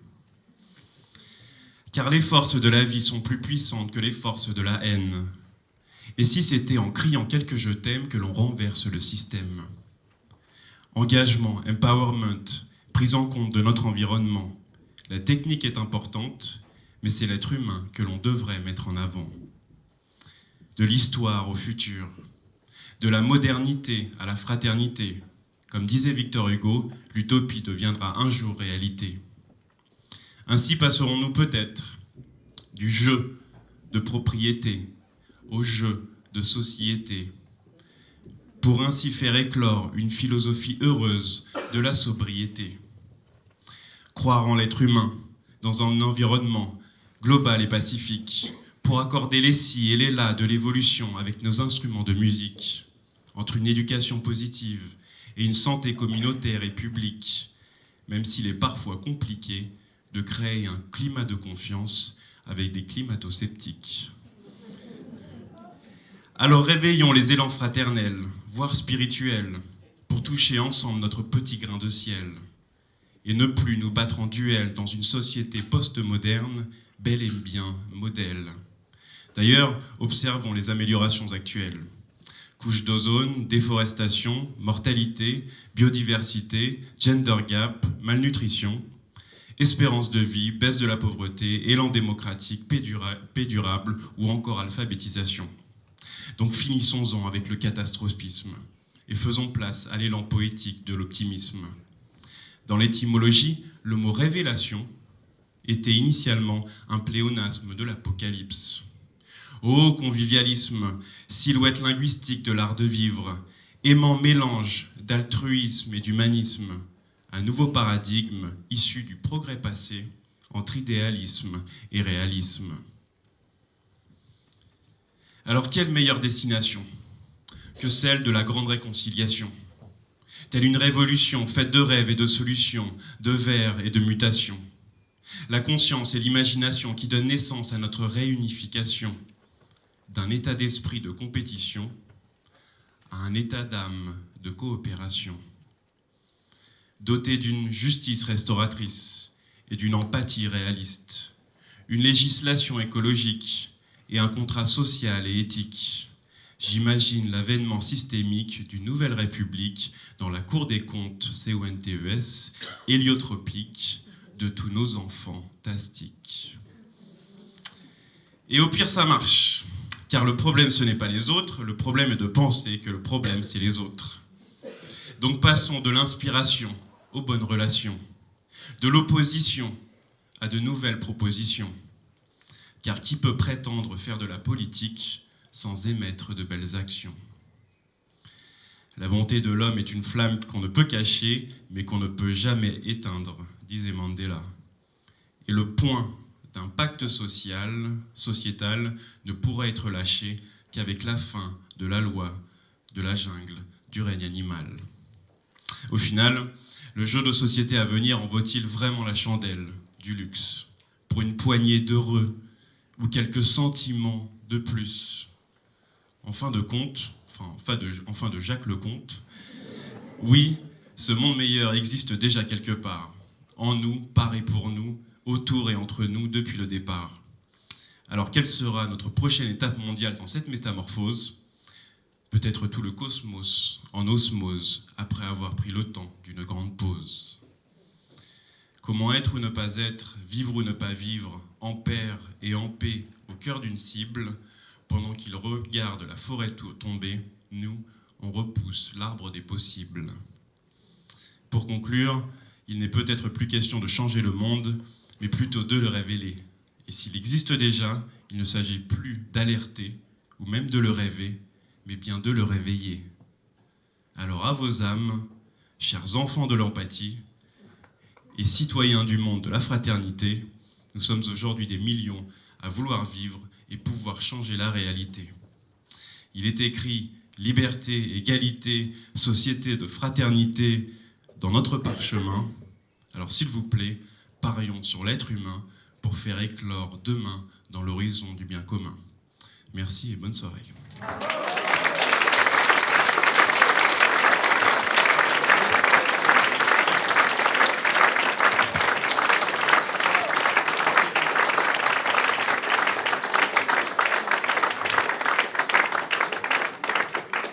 Je ne savais pas ce qu'il allait écrire, mais je savais que vous ne seriez pas déçus.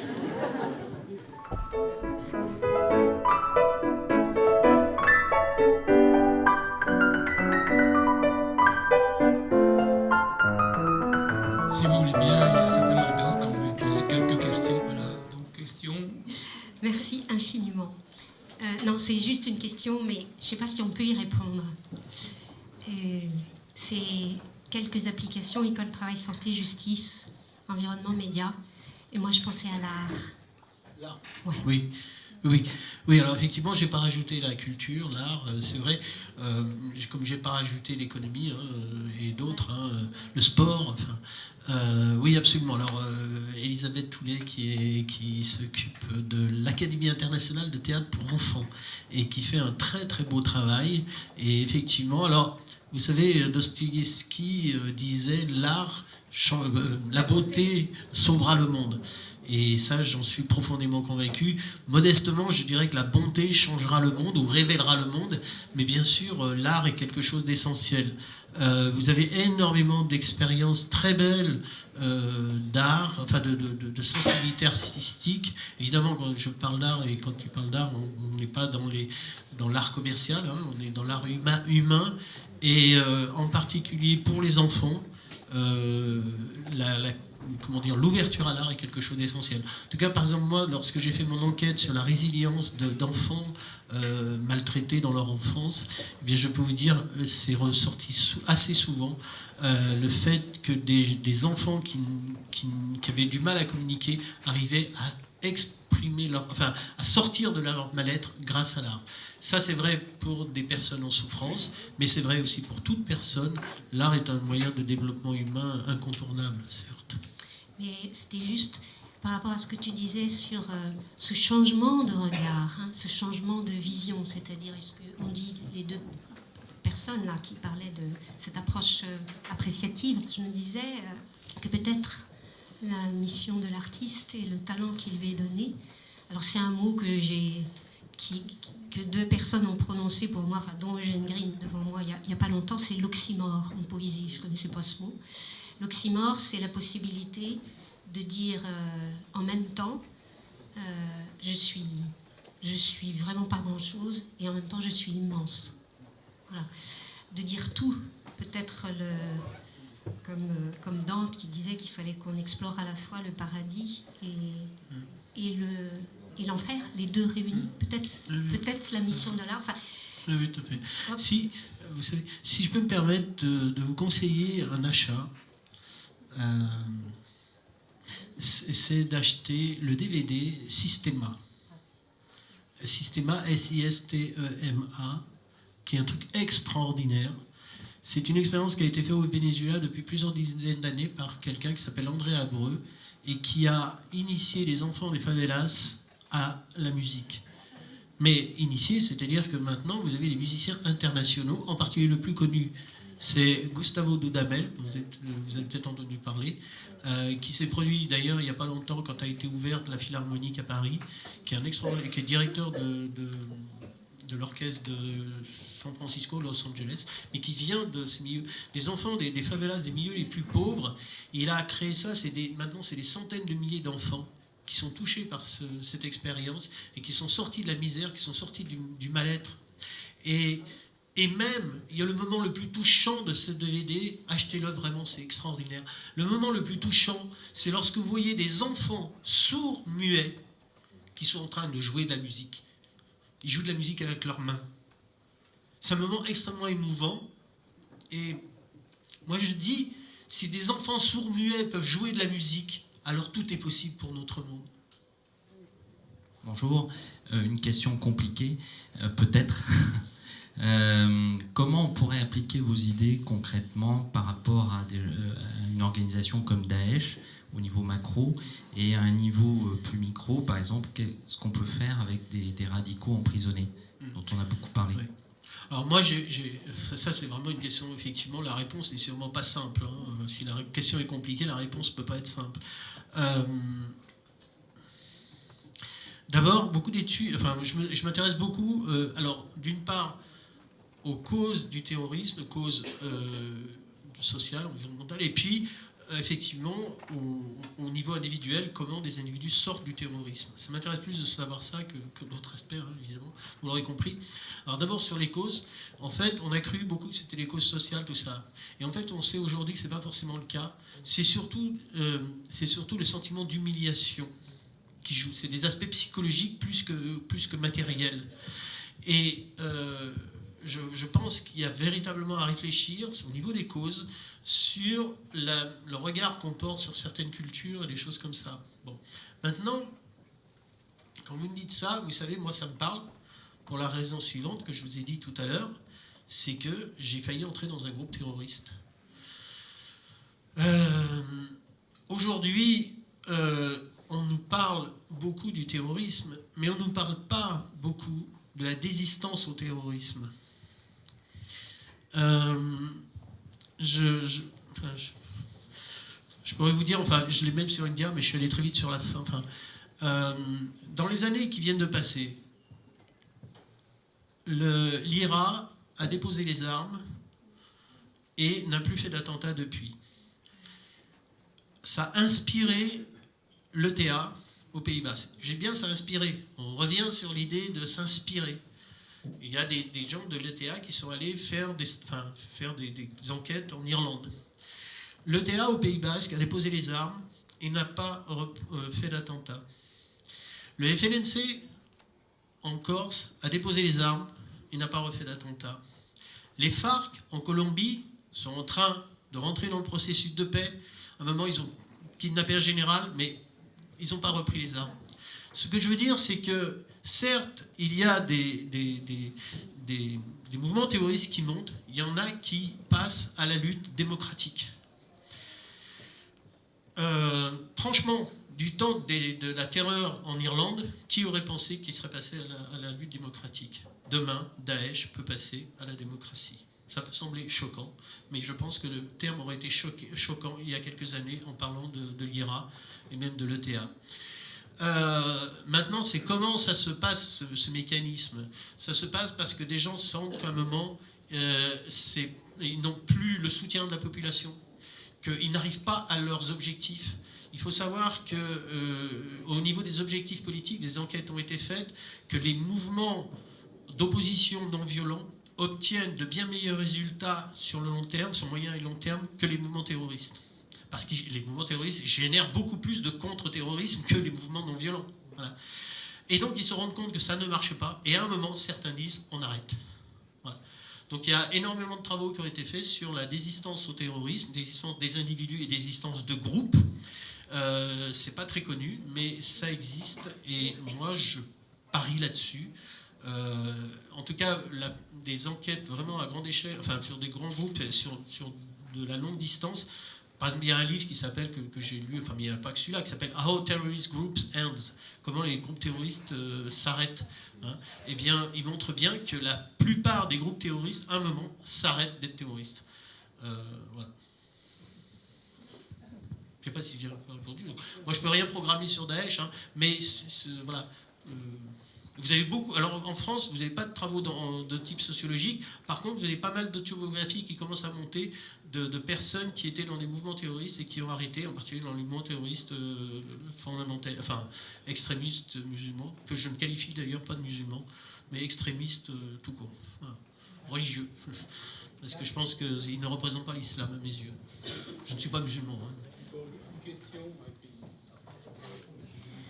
Alors moi j'ai une question, c'est en partant de ce que tu as développé, Jacques, et puis de cette méthode appréciative. Oui. Je me demandais quelle place tu donnes aux thérapies humanistes Ah oui. qui en 1950 étaient les premiers à travailler quelque chose de ce regard, changer le regard et regarder le potentiel de la personne et ses ressources plutôt que où est le trouble et le problème. Et qui était à cette époque-là révolutionnaire par rapport au courant analytique qui regardait la problématique et le patient qui n'avait pas les moyens. Donc je veux bien savoir où est-ce que tu les mets, D'accord. ou quel impact ça a eu dans tes recherches. Nada Daoud, excellente thérapeute rogérienne. Vous ne serez pas surpris qu'elle est rogérienne, qu'elle soit rogérienne. Bien, Nada.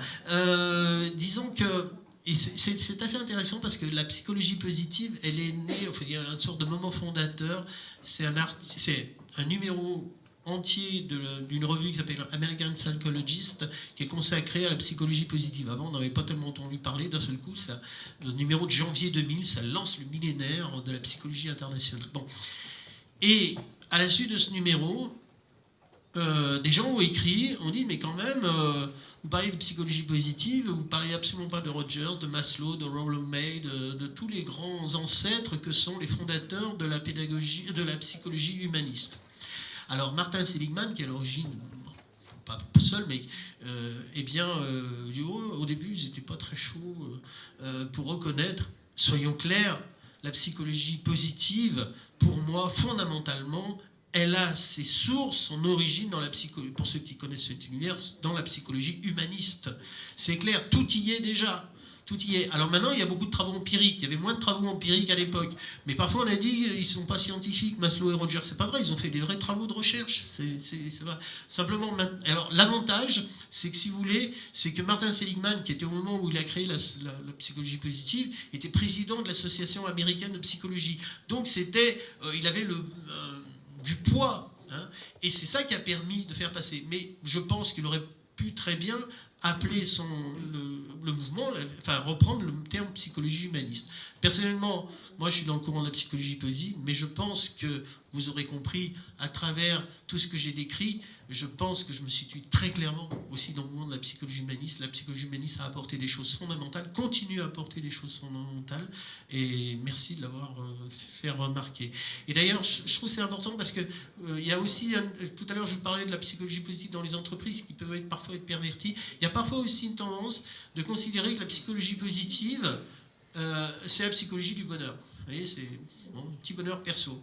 Je crois que si vous avez un peu écouté la conférence, vous avez compris que ça peut aller un peu plus loin. Que la psychologie positive, c'est pas seulement une psychologie de l'individu, c'est aussi une psychologie de la relation, c'est aussi une psychologie d'une vision de la société. Et donc, c'est vrai que le mot psychologie humaniste est très représentatif de cette vision de la société.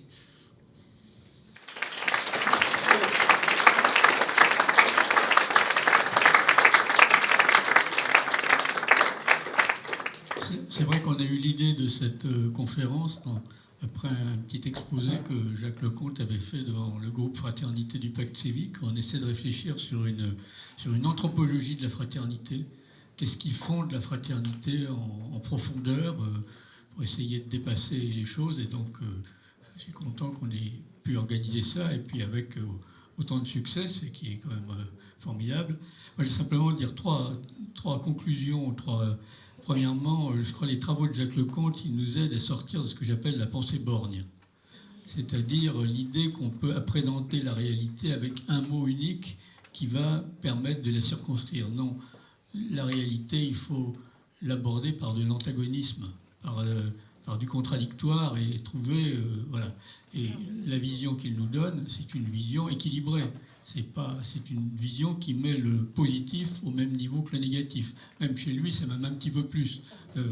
Alors il y a un débat, si c'est un petit peu plus, ou c'est égal, ou un petit peu moins. Ça, il y a des débats entre les optimistes et les pessimistes, et ça, c'est formidable. Donc je crois qu'il faut des oxymores pour donner de l'oxygène, si je veux dire. Voilà. Et moi qui ai essayé d'écrire sur l'abondance frugale, je ne dirais pas du mal des oxymores. Voilà. Deuxièmement, alors je pense que c'est très important, c'est de donner un contenu au mot fraternité. Ça, c'est vraiment fondamental. Ce mot fraternité, c'est une trouvaille de la France, d'avoir réussi à trouver ce mot qui vient équilibrer et réguler la relation complexe entre la liberté et l'égalité. Mais on n'en fait rien de ce mot. Ce mot reste en rade, il permet de terminer les discours. Et je crois que le grand mérite de tous ces travaux, c'est de montrer que ça a une existence possible, qu'elle est même sous-jacente à nous, mais que simplement nous ne savons pas l'exploiter, l'utiliser, la faire vivre. Voilà. Et ça, je crois que c'est un problème politique, comme il l'a dit. Je veux dire que je suis très déçu, puisque le pacte civique fonctionne sur 4 idées, qui sont la créativité, la sobriété, la justice et la fraternité, qui pour nous sont liées. Elles ont été présentes dans tout ce que j'ai entendu. Et nous avons écrit à François Hollande, après les attentats de janvier, pour lui dire « mais c'est le moment de lancer un débat pour savoir ce que veut dire ce mot, jusqu'où il nous engage, à quel droit de fraternité j'ai, quel devoir de fraternité j'ai, quelle est la frontière de la fraternité. Ce n'est pas si simple aussi, a-t-elle des limites ou pas, enfin voilà. Il n'a pas répondu. C'est terrible, parce que ça ne l'a pas intéressé. C'est peut-être par modestie, c'est peut-être par... non, mais je le dis, c'est peut-être par honnêteté, j'allais dire.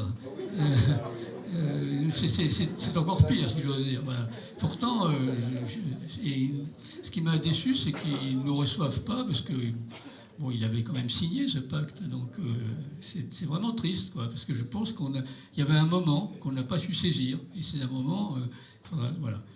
Et puis la troisième idée, c'est que je me demande si Jacques Leconte ne devrait pas faire un petit galop d'essai sur la primaire des Français, où au fond, on veut lancer un processus pour que 5 ou 10 personnes se lancent pour dire un peu des choses un peu nouvelles.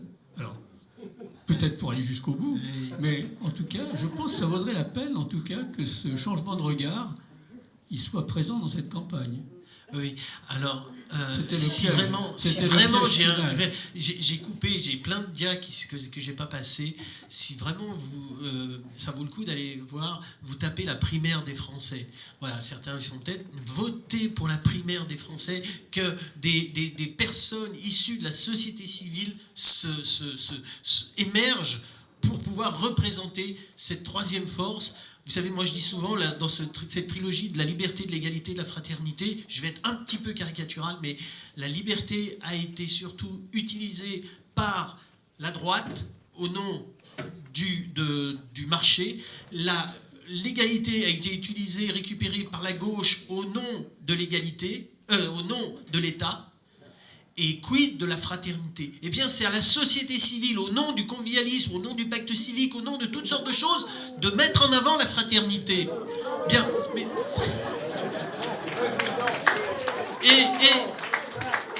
Et donc, des personnes vont émerger, et il y a déjà des personnes qui se sont manifestées, pas moi, peut-être ça viendra un jour, c'est pas pour cette fois-ci en tout cas, mais voilà.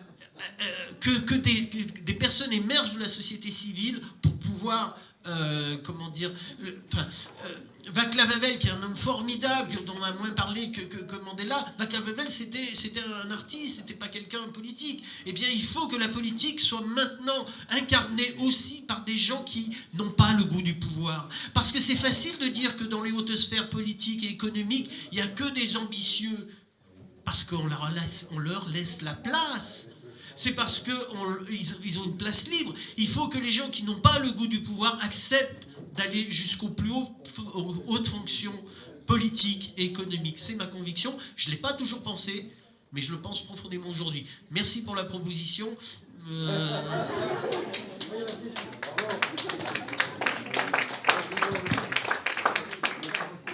Juste un tout petit mot pour remercier Jacques Leconte et pour dire combien vos propos sont en écho avec ce que nous, on essaye de vivre petitement, mais à la traversée qui existe maintenant depuis une vingtaine d'années.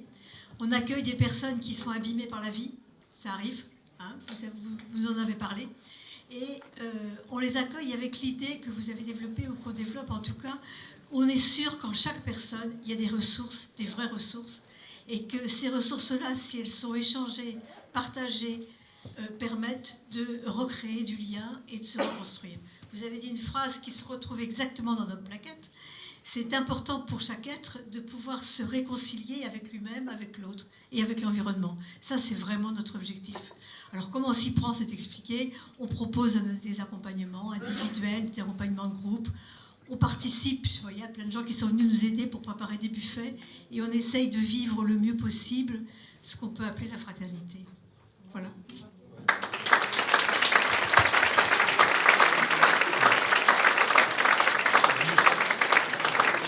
Juste pour compléter, nous avons ici pas mal de livres. Donc, nous avons les livres de Jacques Lecomte. Vous pouvez vous les procurer. Je crois que c'est une bonne et saine lecture le soir, jusqu'à minuit, 1h, ça fait du bien. On dort bien après. Et puis, nous avons aussi, nous-mêmes, nous produisons des livres. Nous écrivons, nous agissons. Mais pour nous, la pensée et l'action sont intimement liées. On a ça dans les conférences, c'est un cycle de conférences. Celui-ci s'inscrit dans un cycle de conférences. Et les participants ici qui sont devant moi, qui sont intervenus dans ces conférences, et je voulais en parler parce que ça complète un peu la psychologie humaniste. On a effectivement une approche on est plus dans une approche jungienne, ouverture donc au niveau et Gestalt, psychothérapie du lien, Gestalt. Donc voilà, ce sont des courants qui se retrouvent et parmi nos accompagnants, parce que nous avons une 50aine d'accompagnants qui sont originaires de tous ces milieux.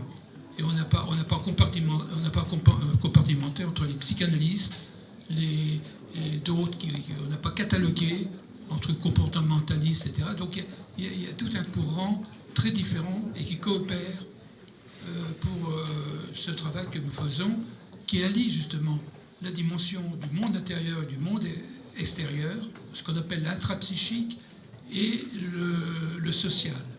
Pour nous, c'est un mouvement important, parce que si on se terre, alors c'est le problème du changement, si on se terre dans son cabinet pour faire un travail sur le monde intérieur, etc., on peut aller nulle part. Si on est engagé sur le plan social, sans se poser des questions sur faire un travail personnel, sur ce que l'on est, sur son histoire, etc., on peut aller aussi dans une situation, parce qu'on est tous porteurs de violence, mais avant tout, je dis bien, de cette bonté dont nous a parlé. Et ça quand on reprend un long chemin, des fois ça peut être brutal à l'occasion d'événements, on découvre cette dimension-là, on a envie de la faire vivre, et parce qu'on sait que ça nous fait vivre nous-mêmes et que ça fait vivre l'autre. Donc c'est un processus qui est très fort pour nous tous. Voilà, donc...